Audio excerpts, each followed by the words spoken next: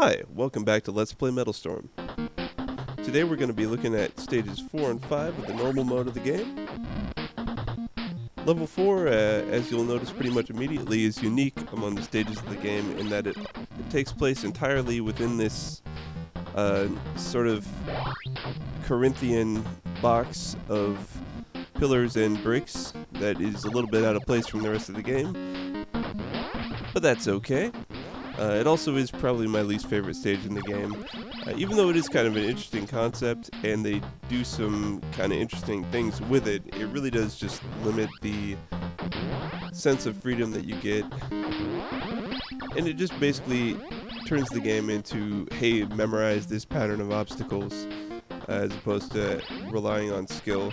The first time, this is actually the second time I've recorded a video for this level. The first time I died all over the place. This time I did not die once. And I definitely didn't get much better at the game during that time. So I can only assume that most of the difficulty in this level comes from not knowing what's coming up. We will see how that changes when we get to expert mode, if I actually do end up beating this level. That will be quite a trial. And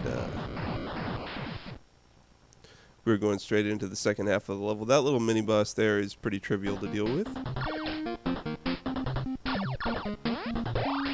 The main enemies that you fight in this section are these little crab dudes. They're fairly easy to dodge as long as you can see them coming, but it is really nice to have the powered up shot here, as it does let you fire through the walls of the cage, unless you destroy them before they present any risk at all to you.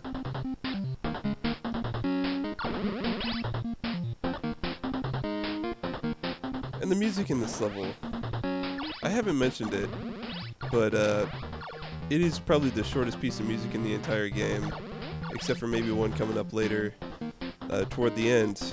And if you're playing this level for any length of time, it really starts to grate. Oh my god, I am not looking forward to doing the video for expert mode.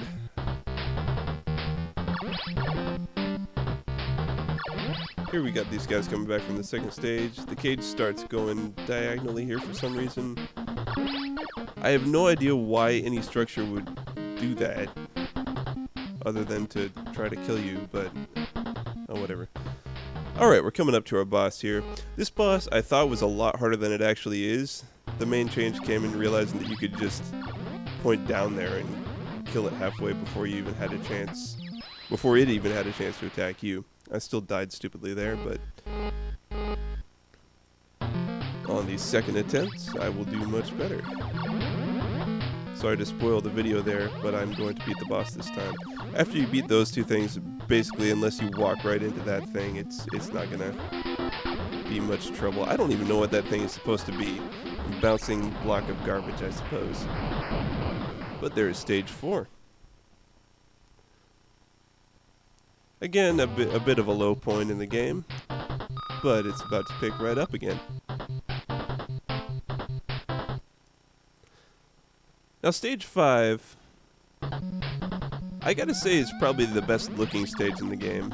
I really like that sort of wiry background, and it has a really nice color scheme to it too. Sometimes the color schemes, as with the mini boss in the last stage, can be pretty garish and really just kind of ugly looking, but they really did a good job here. These lasers will follow you. If you're above them, they'll be pointing up. If you're below them, they'll be pointing down. And there are these horizontal ones too, which the horizontal lasers can really get you. There's a point in the level, I think right here, where if you're not walking on the ceiling, the laser will be pointed directly at you. Yeah, there. That C emblem clears all the enemies off the screen. And this is one of the few points in the game where I really prefer to have the shield power up. And you'll see why in just a minute here. Never mind that little beam of electricity you saw on the left side of the screen there. It can't do any damage to us.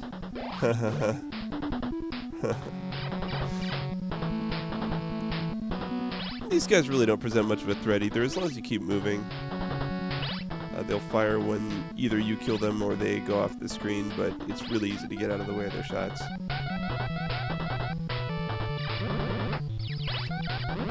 Stupid damage on my part. But yeah, you can see you can just take those guys out.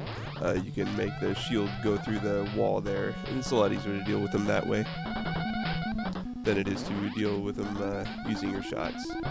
Might take a little bit longer, but it's a pretty safe way to deal with them. And also, I'm pretty sure it's the only way to kill these guys. Not that it's even necessary to. I mean, if you just stick with the power-up shot the entire time, you don't even need to worry about that. But here we come to the second boss of the chapter. And I really like this guy. It can be kind of frustrating to deal with, but as you can see, it's R75, which I think might be a reference to the R-Type series that's made by the same developer, IRM. This guy switches between 3 different forms, which the different attacks that he has also reminds me of R-Type. I'm pretty sure that is a reference to that. And after it goes through one rotation, it starts switching between them every shot. This is actually pretty tough to deal with. This is one of the harder things in the normal mode of the game, but it's dealt with pretty quickly. And that brings us to the end of the stages we're going to be covering today. Join me next time, where I do a boss rush and fall for a very, very long time. Thanks for watching.